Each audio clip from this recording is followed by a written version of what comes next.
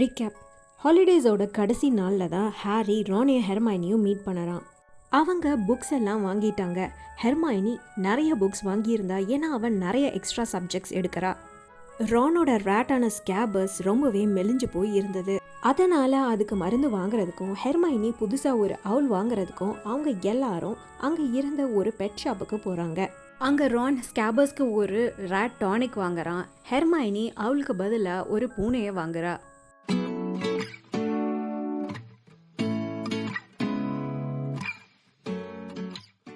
Chapter 4 part 3. அவங்க 3 பேரும் leaky கால்டனுக்குள்ளே நுழையிறாங்க.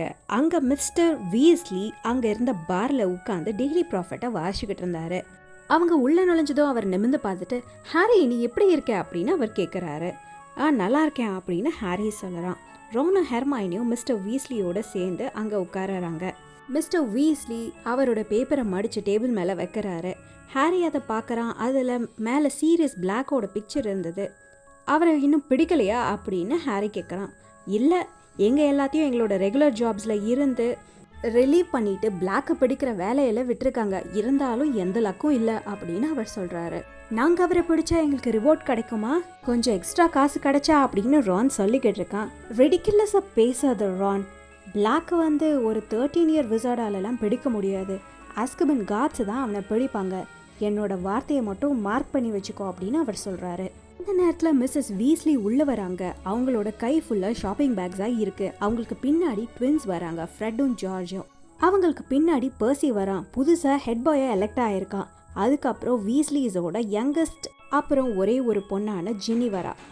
ஹாரியை பார்த்தா யூஸ்வலாக வெக்கப்படுற ஜென்னி இந்த தடவை இன்னும் ரொம்ப வெக்கப்பட்டா. ஏன்னா போன டேர்மோட எண்டிங்கில் ஹாரி தான் அவளோட உயிரை காப்பாற்றினான். அவனை பார்த்து அவள் ஹலோ சொல்கிறதுக்குள்ளேயே அவளோட முகம் அப்படியே செவந்து போயிடுச்சு. பர்சி அவனோட கையை நீட்டி, அவனும் ஹாரியும் இதுக்கு முன்னாடி பார்த்ததே இல்லாத மாதிரி, ஹாரி உன்னை மீட் பண்ணதில் ரொம்ப சந்தோஷம் அப்படின்னு சொல்லறான். ஹலோ பர்சி அப்படின்னு ஹாரி சிரிக்காமல் சொல்ல ட்ரை பண்ணறான். நீ நல்லா இருக்கேன்னு நினைக்கிற அப்படின்னு பர்சி திரும்பவும் கொஞ்சம் பாம்பஸாக சொல்லறான். ஹாரிக்கு அது ஒரு மேயர்கிட்ட இன்ட்ரடியூஸ் ஆன மாதிரி இருந்தது. வெரி வெல், நல்லா இருக்கேன் அப்படின்னு ஹாரி சொல்லறான். பர்சியை இடிச்சிட்டு ஃப்ரெட் அங்கே வந்து ஹாரிக்கு ஒரு பவ் பண்ணிட்டு, சிம்ப்ளி ஸ்ப்ளண்டட் உங்களை மீட் பண்ணதில் அப்படின்னு அவன் சொல்லறான். ஆமாம், மார்வலஸ் அப்படின்னு ஜார்ஜ் ஃப்ரெட்டை தள்ளிட்டு ஹாரியோட கையை பிடிச்சி குலுக்கிறான். அப்சல்யூட்லி ஸ்பிஃபிங் அப்படின்னு சொல்லறான். பர்சி அவங்க 2 பேரையும் பார்த்து முறைக்கிறான். தாட்ஸ் இனஃப் அப்படின்னு மிஸ்ஸஸ் வீஸ்லி சொல்கிறாங்க. ஆமாம், have really nice to see you அப்படின்னு ஃப்ரெட் அவங்கள அப்போ தான் பார்த்த மாதிரி அவங்களோட கையை பிடிச்சி குலுக்கிட்டே சொல்லறான். நான் போதும்னு சொன்னேன் அப்படின்னு மிஸ்ஸஸ் வீஸ்லி சொல்லிவிட்டு அவங்களோட ஷாப்பிங் பேக்ஸ் எல்லாத்தையும் அங்கே இருந்து ஒரு எம்டி சேரில் வைக்கிறாங்க. ஹலோ ஹாரி டியர், நீ எங்களோட எக்ஸைட்டிங் நியூஸை கேள்விப்பட்டேன்னு நினைக்கிறேன் அப்படின்னு அவங்க சொல்லிட்டு பர்சியோட நெஞ்சில் இருந்த சில்வர் பேட்சை காமிக்கிறாங்க. இந்த வீட்டில் அவன் 2வது ஹெட் பாய் அப்படின்னு அவங்க ரொம்ப பெருமையோடு சொல்லுறாங்க. கடைசியும் கூட அப்படின்னு ஃப்ரெட் முணுமுணுக்கிறான். எனக்கு அதில் சந்தேகம் இல்லை அப்படின்னு மிஸ்ஸஸ் வீஸ்லி சொல்லிட்டு, இப்போ தான் நான் நோட்டீஸ் பண்ணுறேன், உங்கள் 2 பேரும் ஏன் அவங்க ப்ரீஃபெக்ட்ஸ் ஆக்கலை அப்படின்னு அவங்க கேட்குறாங்க. எதுக்கு எங்களை ப்ரீஃபெக்ட்ஸ் ஆக்கணும், வாழ்க்கையில் இருக்க சந்தோஷமே போயிடும் அப்படின்னு ஜார்ஜ் சொல்கிறான். ஜின்னி பக்கத்துலேருந்து சிரிக்கிறா. நீ உன்னோட சிஸ்டருக்கு நல்ல எக்ஸாம்பிளாக இருப்பேன்னு நினைக்கிறேன் அப்படின்னு மிஸ்ஸஸ் வீஸ்லி சொல்கிறாங்க.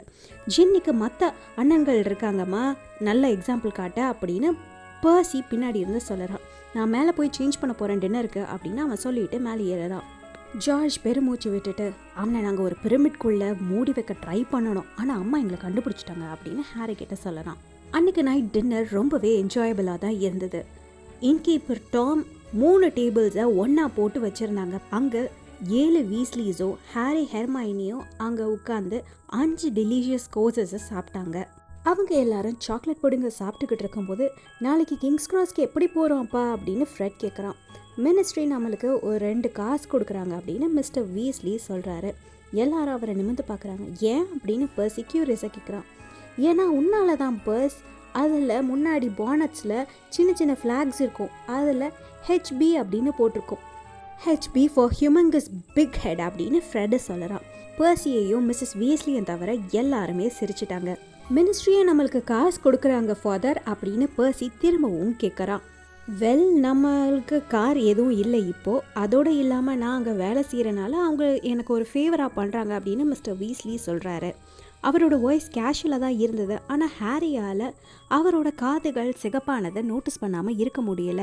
ரானோடதும் அந்த மாதிரி தான் ஆகும், அவன் ஏதாவது ப்ரெஷரில் இருக்கும்போது. நல்ல வேலை அப்படின்னு மிஸ்ஸஸ் வீஸ்லி சொல்லிட்டு, நீங்கள் எல்லாரும் சேர்ந்து எவ்வளோ லக்கேஜ் வச்சுருக்கீங்க தெரியுமா, இந்த மாதிரி மகள் அண்டர்கிரவுண்டில் போனால் எப்படி தான் இருக்கும் அப்படின்னு அவங்க சொல்கிறாங்க. ரான் அவனோட புது திங்ஸ் எதையுமே பேக் பண்ணலை, அவன் எல்லாத்தையும் என்னோட பெட் மேலே போட்டு வச்சுருக்கான் அப்படின்னு பர்சி சொல்கிறான். நீ போய் எல்லாத்தையும் ஒழுங்காக பேக் பண்ணு ரான், ஏன்னா நாளைக்கு காலையில் நம்மளுக்கு டைம் இருக்காது அப்படின்னு மிஸ்ஸஸ் வீஸ்லி சொல்கிறாங்க. ரான் பர்சியை பார்த்து முறைக்கிறான். டின்னர் முடிஞ்சதும் எல்லாரும் ரொம்ப ஃபுல்லாகவும் ரொம்ப தூக்கத்தோடையும் இருந்தாங்க. ஒருத்தராக அங்கேருந்து கிளம்பி அவங்கவுங்க ரூமுக்கு போகிறாங்க. ஹாரி அவனோட ரூமுக்கு போய் அவனோட ட்ரங்கை க்ளோஸ் பண்ணி அதை லாக் பண்ணறான். அப்போது பக்கத்து ரூமில் இருந்து ரானோட மற்றும் பர்சியோட கோபமான குரல்கள் கேட்குது. அவன் அவங்க ரூமுக்கு போகிறான். அவங்களோட கதவு திறந்திருந்தது. பர்சி கத்திக்கிட்டு இருக்கான். அது இங்கே தான் இருந்தது, என்னோட பெட் சைட் டேபிள் மேலே, நான் அதை பாலிஷ் பண்ணுறதுக்காக எடுத்தேன் அப்படின்னு அவன் சொல்லிக்கிட்டு இருக்கான். நான் எதையுமே தொடலை ஆல்ரைட் அப்படின்னு ரான் பதிலுக்கு கத்துறான். ஹாரி அவங்க ரூம்குள்ளே போய் என்னாச்சு அப்படின்னு கேட்குறான். பர்சி உடனே என்னோட ஹெட் பாய் பேட்சை காணோம் அப்படின்னு சொல்லறான். ஸ்கேபர்ஸ் ராக்டானிக்கையும் காணோம் அப்படின்னு ரான் சொல்லறான். நான் அதை அங்கே பார்லேயே விட்டுருப்பேன்னு நினைக்கிறேன், நான் போய் பார்க்குறேன் அப்படின்னு அவன் சொல்லறான். நீ எங்கேயும் போகக்கூடாது என்னோட பேட்ச் கண்டுபிடிக்கிற வரைக்கும் அப்படின்னு பர்சி கத்துறான். நான் போய் ஸ்கேபர்ஸோட டானிக் எடுத்துட்டு வரேன், நான் எல்லாமே பேக் பண்ணிட்டேன் அப்படின்னு ஹாரி சொல்லறான். அவன் கீழே இறங்கி போறான். கீழே பாருக்கு போற பேசேஜ் வேல ரொம்பவே இருட்டா இருந்தது. ஆனா அங்க இருந்து வேற கோபமான குரல்கள் கேக்குது. ஒரு செகண்ட் கழிச்சு தான் அவனுக்கு அதை ரெக்கக்னைஸ் பண்ண முடிச்சுது. மிஸ்டர் அண்ட் மிஸ்ஸஸ் வீஸ்லி பேசிக்கிட்டு இருக்காங்க. அவன் கொஞ்சம் தயங்கினா அவங்க என்ன பேசுறாங்களோ அதை கேட்காம இருக்கணுமே அப்படின்னு சொல்லிட்டு. ஆனா அந்த நேரத்துல அவனோட பேரை அவங்க சொன்ன உடனே அவன் ஸ்டாப் பண்ணிடுறான். அவன்கிட்ட சொல்லாம இருக்கிற காரணம் எனக்கு புரியவே இல்லை அப்படின்னு மிஸ்டர் வீஸ்லி சொல்லிட்டு இருக்காரு. ஹாரிக்கு இதை பத்தி தெரிஞ்சுக்கிறதுக்கு உரிமை இருக்கு. நான் இதை ஃபட்ஜுகிட்டயும் சொன்னேன், ஆனா அவர் அவனை ஒரு சின்ன குழந்தை மாதிரியே நடத்துறாரு. அவனுக்கு 13 வயசாயிடுச்சு அப்படின்னு மிஸ்டர் வீஸ்லி சொல்றாரு. ஆனா ஆர்த்தர் உண்மை அவனை ரொம்பவே பயமுறுத்திடும் அப்படின்னு மிஸ்ஸஸ் வீஸ்லி சொல்றாங்க. உண்மையை தெரிஞ்சுட்டு அவன் ஸ்கூலுக்கு போனா அவனுக்கு இப்போ ஒழுங்காவே படிக்க முடியாது. ஃபார் ஹெவன் சேக் அவன் தெரிஞ்சுக்காம இருக்கிறதுல அவன் சந்தோஷமா தானே இருக்கான் அப்படின்னு மிஸ்ஸஸ் வீஸ்லி சொல்றாங்க. நான் அவனை பயமுறுத்துறதுக்கோ இல்லை கவலைப்படுறதுக்காகவோ இதை சொல்லணும்னு சொல்லலை, ஆனால் அவன் பாதுகாப்பாக இருக்கணும்ல அப்படின்னு மிஸ்டர் வீஸ்லி சொல்கிறாரு. உனக்கு தான் ஹாரியும் ரானை பற்றி தெரியும்ல, அவங்கெல்லாம் சுற்றிக்கிட்டு இருக்காங்க. போன தடவை ஃபார்பிடன் ஃபாரஸ்டில் தான் இருந்தாங்க. ஆனால் ஹாரி அதெல்லாம் இந்த வருஷம் பண்ணக்கூடாது. வீட்டை விட்டு அவன் ஓடி வந்த அன்னைக்கு நைட்டு என்ன ஆயிருக்குமோ அப்படின்னு நினச்சாலே எனக்கு பயமாக இருக்கு. நல்ல வேலைக்கு நைட் பஸ் அவனை பிக்கப் பண்ணுச்சு, இல்லைன்னா நான் என்ன வேணாலும் பெட் பண்ணுவேன் அவன் காலையில் மினிஸ்ட்ரி அவனை கண்டுபிடிக்கிறதுக்கு முன்னாடி அவன் செத்துருப்பான் அப்படின்னு மிஸ்டர் வீஸ்லி சொல்கிறாரு. ஆனால் அவன் சாகலைல்ல, அவன் நல்லா தானே இருக்கான், அதனால உங்களோட பாயிண்ட் அப்படின்னு மிஸ்ஸஸ் வீஸ்லி சொல்லிக்கிட்டு இருக்காங்க.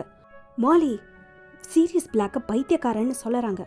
மேபி அவன் பைத்தியக்காரனாகவே இருக்கலாம், ஆனால் அவன் அஸ்கபன்ல இருந்து தப்பிக்கிற அளவுக்கு கிளவராக தான் இருக்கான். அது இம்பாசிபிள். இதுக்கு முன்னாடி அந்த மாதிரி யாரும் தப்பிச்சதே கிடையாது. இப்போ 1 மாதம் ஆச்சு, அவன் எங்கே இருக்கான், யாரும் அவனை பார்க்க கூட இல்லை. ஃபட்ஜ் டெய்லி ப்ராஃபிட் கிட்ட தினமும் நம்ம பிடிச்சிருவோம்னு சொல்கிறாங்க, ஆனால் அது அவ்வளோ சுலபம் கிடையாது. இப்போதைக்கு நமக்கு தெரிஞ்சது என்னன்னா அவன் எதை நோக்கி போயிட்டு இருக்கான்றது மட்டும்தான் அப்படின்னு மிஸ்டர் வீஸ்லி சொல்லிட்டு இருக்காரு.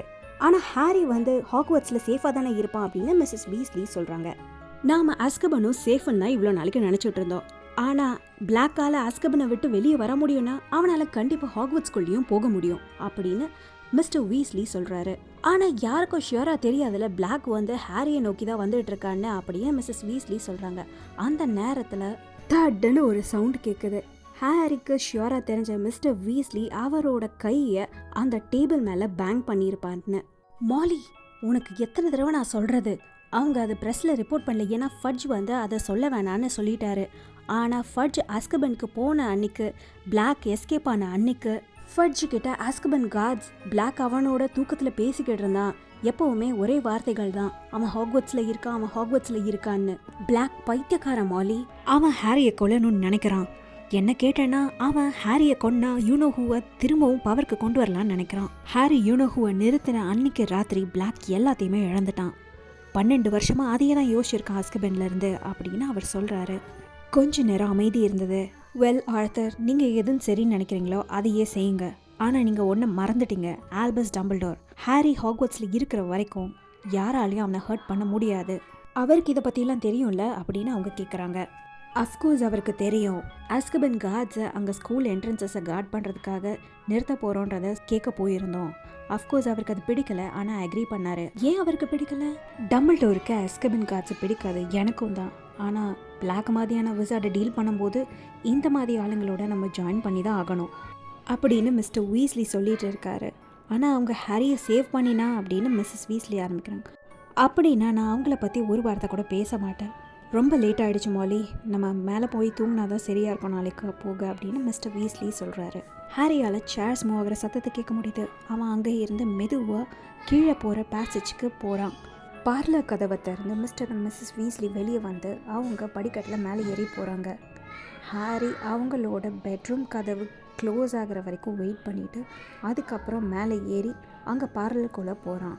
அவங்க உட்காந்துருந்த டேபிளுக்கு அடியில் தான் ரானோட ராக்டானிக் கிடந்தது.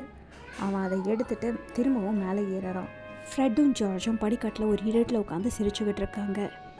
எங்ககிட்ட தான் அது இருக்குது, நாங்கள் தான் அதை இம்ப்ரூவ் பண்ணிகிட்ருக்கோம் அப்படின்னு ஃப்ரெட் ஹாரி கிட்ட சொல்லுறான்.